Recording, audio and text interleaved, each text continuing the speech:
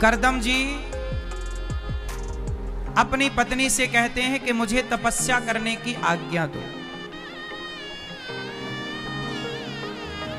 पत्नी से आज्ञा मांग रहे हैं। क्यों? 4 आश्रम होते हैं हमारे यहाँ, ब्रह्मचर्य, गृहस्थ, वानप्रस्थ, सन्यास। 25 साल तक ब्रह्मचारी रहो, उसके बाद गृहस्थ में जाओ, 25 साल गृहस्थ में रहो।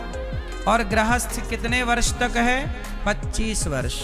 जब आपकी बेटी का विवाह हो जाए, जब आपके बेटे का विवाह हो जाए, जब आपकी बेटी और बेटे का विवाह हो जाए तो क्या करना चाहिए?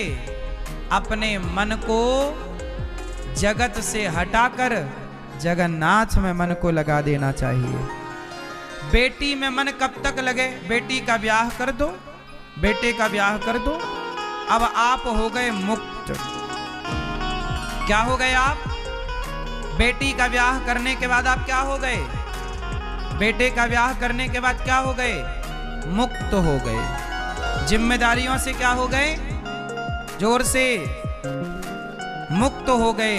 अब आप लोग जिम्मेदारियों से तो मुक्त हो गए, अब भवसागर से मुक्त होने की चिंता में लग जाओ। भवसागर से मुक्त होने की योजना बनाओ कि अब भव से कैसे मुक्त होंगे।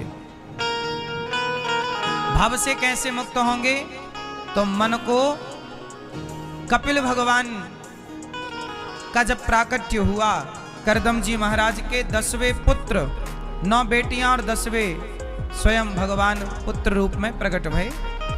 करदम जी जब कपिल भगवान जब प्रकट भये करदम जी के यहाँ, करदम जी तो चले गए, पर माता देवहूति और कपिल देव ऋषि का संवाद हुआ।